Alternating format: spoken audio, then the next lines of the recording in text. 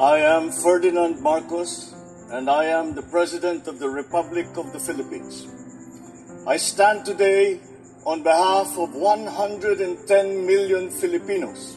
Hello people and hello universe, it's me again guys. Shoutout sa inyo mga kababayan, sa mga Marcos loyalists and supporters, shoutout po sa inyo. Anak ko, mayroon tayong very good news for everybody mga kababayan. Maganda ito, kita nyo yan, si Secretary Attorney Larry Gadon. Nako, alam po natin ang kanyang posisyon. Isa sa mga gabinete ni Pangulong Marcos Jr. Ang kanyang tinutukan ngayon mga kababayan, yung mga may programa sa ngayon, dalawa sila ni Pangulong Marcos Jr., yung BBM, Batang Busog Malusog. Ang target nila dito, mga eskwelahan, mga kababayan, lalo na sa mga malalayong lugar, kasi nga marami tayong mga estudyante dyan na mga kabataan na malnourished. So tutukan po yan, nga mabigyan ng sapat na feeding program ang bawat eskwelahan sa region. Kaya abangan nyo yan. Ito guys dahil nagkataon birthday niya, tinaon niya sa birthday niya, nandyan po sa Quezon City. Maganda ito mga kababayan. Ay sus, marisus, sinong nakaabot ng Nutriban? Nako, umarangkada na po ang si Secretary Gadon. Basahin po natin mga kababayan. Sabi niya po, tayo po ay managdiwang ng karawan sa unang araw ng paglulunsad ng BBM. First time po yan, kahapon mga kababayan. Yan ang sinasabi natin Umaarangkada na po ang BBM, Batang Busog Malusog. Naks naman, galing naman ang programa nito. Batang Busog Malusog Nutrition Program sa Raimundo Punong Bayan Elementary School sa Payatas, Quezon City. Kaya abangan nyo si Secretary Gadon mga kababayan sa mga lugar na kung saan pupuntahan niya. Tayo ay nakapamahagi ng oatmeal at powder milk packs. Nako, sarap niyan. Galing sa SM Foundation at Nutriban sa lahat ng mag-aaral ng Raimundo Punong Bayan Elementary School. Nako, maalala mo ang dating Pangulong Marcos Sr. Yang Nutriban na yan, di ba? Sino nakaabot niyan? Naniwala po tayo na ang kabataan at ang kanilang education ay isa sa mga prioridad ng ating administration. Tama po yan. Galing talaga ni Pangulong Marcos Jr. at si Secretary Garon. Magaganda yung mga programa talaga. Si Pangulong Marcos Jr. kasi mga kababayan, total package. Lahat nakikita niya yung problema ng bawat mamamayang Pilipino at alam niyang solusyonin. Grabe, no? Sana all matalino. Galing talaga ng Pangulo natin, as in talaga. Real talk po tayo dyan. Secretary Larry Gadon, Office of the Vice Presidential Advisor for Poverty Alleviation. Kaya naman guys, yung kanyang posisyon talaga naman nakatutok siya sa mga mahihirap na mga tao. At marami pang iba pa na darating na mga programa ni Secretary Gadon. Kung nakita nyo ito guys, nako! Ay, super. Galing naman talaga, Ayan, inuna niya guys, ito lang unang lunsad ng BBM kahapon dyan po sa Payatas, Quezon City. I-highlight natin yung mga iba. Ito. Ayan, nakikita nyo yan guys. Wow, sana all. Nako, ang dami yan, Kasi guys, yung mga elementary school, maraming mga paaralan, talagang maraming bata doon na mahihirap, na talagang kulang talaga sa nutrition. Kaya nga yan ang tinutukan ni Attorney Gadon. Biro nyo.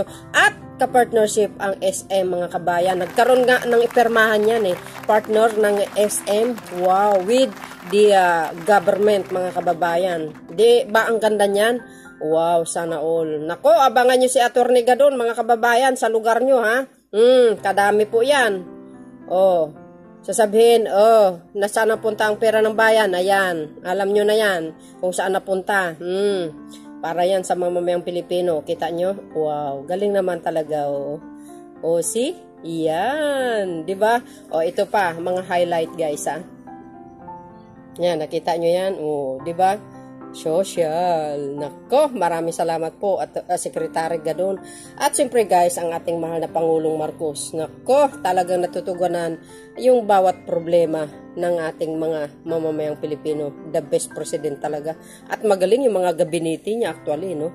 Kompleto Ricardo, may mga juice pa, mga tubig. Wow. Birthday ni Atty. Gadon, no? Belated happy birthday, Secretary Gadon. Wish you all the best, sir. Salamat sa tulong mo at sa effort mo, no? Para mabigyan ng solusyon mga problema ng ating mga kababayan, lalo na yung mga mahihirap. Talagang maraming malnourished na mga kabataan, guys. Hindi natin masisisi kasi ang buhay natin sa mundo, may mayaman, may mahirap, 'di ba? So kailangan natin tumulong kahit papaano. Kung kayo may maitulong kayo, tumulong kayo sa mga kapitbahay nyo, baka mayroon mga mahirap diyan, 'di ba? Oh, ito pa yung mga highlight, guys. Oh, ayan, oh. Wow. Maraming binibigay, guys. Hindi lang po ano yan, yung binibigay na kulay green. Marami pa. Yung pagkain, Nutriban, kompleto nga eh. O, di ba? Ayan, courtesy ni Atty. Secretary Gadon. Ayan. Ito pa, mga kababayan. Ayan, o, BBM, busog, batang busog, malusog pala. Ayan, talagang pinapangalan sa pangalan ni Pangulong Marcos Jr. eh. Iba lang ang ano, guys. BBM, galing, no? Pati po yung ano, yung niya, yung mga malalaking proyekto niya, nakapangalan din sa kanya, Build Better More. Wow, sino kaya may pakana niyan, guys? Ang galing naman. So, ito pa, mga kababayan. Umabot sa megit 1,200 estudyante ang naging benepisyaryo ng Batang Busog, Malusog o BBM Nutrition Program. Ngayong araw, formal na ililunsad ang BBM Nutrition Program na bahagi ng Bagong Pilipinas Program ni Pangulong Ferdinand R. Marcos Jr. Layunin nitong mabigyan ng sapat na nutrisyon ang mga estudyante sa buong bansa. Pinangunahan ang nasabing programa ni Presidential Advisor on Poverty Alleviation Secretary Larry Gadon na nagdiriwang din ng kanyang kaarawan. Nabigyan ng Nutriban, mineral water, powdered milk at oatmeal ang mga kinder at grade 6 student ng Raimundo Punong Bayan Elementary School sa Payatas, Quezon City. Naging kabalikat ng BBM Nutrition Program ang isang pribadong organisasyon. Binubuhay din ng programa ang bayanihan ng mga Pilipino upang maabot at mayangat ang mga kababayan na higit na nangangailangan sa buhay. Napakaganda ng ating hangarin, bigyan natin ng tamang nutrisyon ng ating mga kabataan upang sila ay makapagbigay ng tamang konsentrasyon sa kanilang pag-aaral at sa kanilang pag-aaral ito ang magiging susi sa pag-ahon nila sa kahirapan. Maliban sa Payatas, Quezon City, mag-iikot din ang Office of the Presidential Advisor on Poverty Alleviation sa iba pang lugar sa Pilipinas. Wow. Target nilang maabot ang mga estudyante sa malalayo at liblib na lugar na nangangailangan ng sapat na nutrisyon. Inspired din kami dito sa adikain ng ating mahal na Pangulo Bongbong Marcos sa kanyang programa na talagang iangat sa kahirapan ang mga nasa mababang antas ng ating mga kababayan. Ang BBM Nutrition Program ay sumusuporta rin sa mga nakalatag na programa ng Department of Education o DepEd sa mga estudyante sa bansa. Yung mga kababayan, dapat ito si Secretary Gadon, Secretary ng DepEd.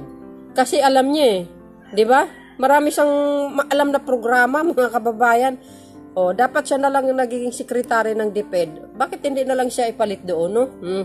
So, anyway guys, congratulations sa ating mga chikiting. Ayan, nakatanggap ng Nutriban. Masarap po yan, ha? Maano yan, eh. Nutritions daw yan, eh. No? Sa panahon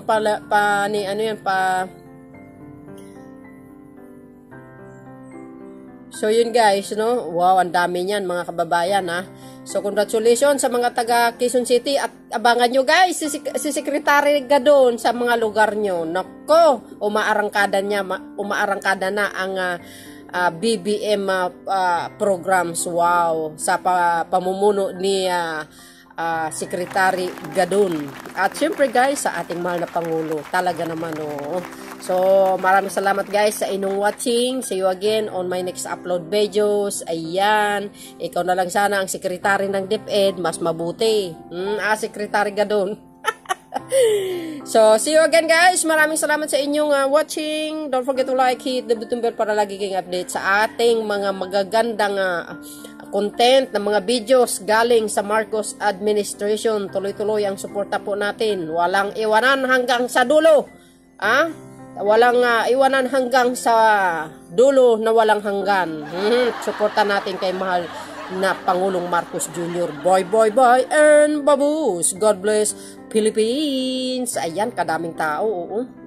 Ay, mga bata pala. Wow, tuwang-tuwa sila.